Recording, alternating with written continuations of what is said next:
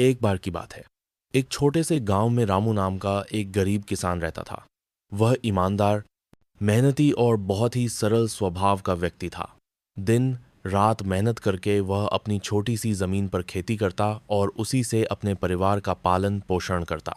उसी गांव में धनराज नाम का एक बहुत ही अमीर जमींदार भी रहता था, लेकिन वह घमंडी, लालची और दूसरों का हक मारने वाला था।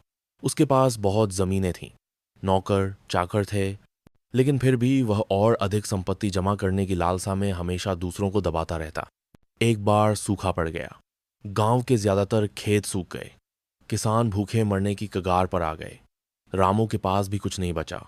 वह मदद के लिए धनराज के पास गया और कहा, सेठ जी, कुछ दिन का अनाज उधार दे दीजिए। जैसे ही फसल होगी मैं लौटा दूंगा। धनराज ने घमंड से कहा, ठीक है, लेकिन इसके बदले में अपनी जमीन गिरवी रख दो। अगर समय पर उधार नहीं लौटाया तो जमीन मेरी हो जाएगी।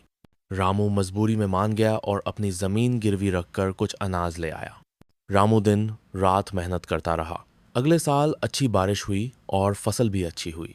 रामू ने पूरे पैसे जोड़कर समय पर धनराज को चुका दिए, लेकिन लालची धनराज ने मना कर दिया और झूठ बोलने लगा, मैंने तुम्हें इतना अनाज नहीं दिया था, तुम्हारे पास जमीन का कोई प्रमाण नहीं है, अब ये जमीन मेरी है। रामू दुखी होकर गांव के सरपंच के पास गया, लेकिन वहां भी धनराज ने रिश्वत देकर मामला अपने पक्ष में करवा लिया। रामू की जमीन उससे छीन ली गई। समय बीतता गया। रामू अब एक मजदूर की तरह दूसरों के खेतों में काम करने लगा, लेकिन उसकी ईमानदारी और मेहनत ने सबका दिल जीत लिया।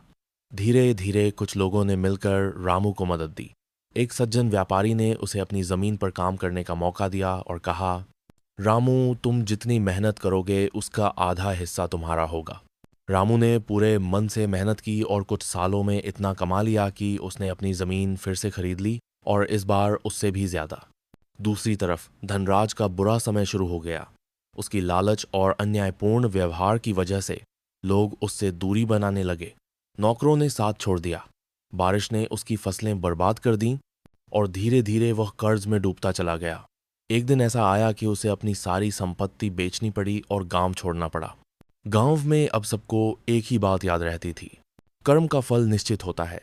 जब समय आता है तो अन्याय करने वाला चाहे कितना भी शक्तिशाली हो, सत्य और परिश्रम के आगे हार जाता है। शिक्षा, जो जैसा करता है उसे वैसा ही फल मिलता है। अच्छे कर्म देर सवेर फल जरूर देते हैं और बुरे कर्म कभी बच नहीं सकते। इसलिए हमेशा सच और धर्म के मार्ग पर चलना चाहिए।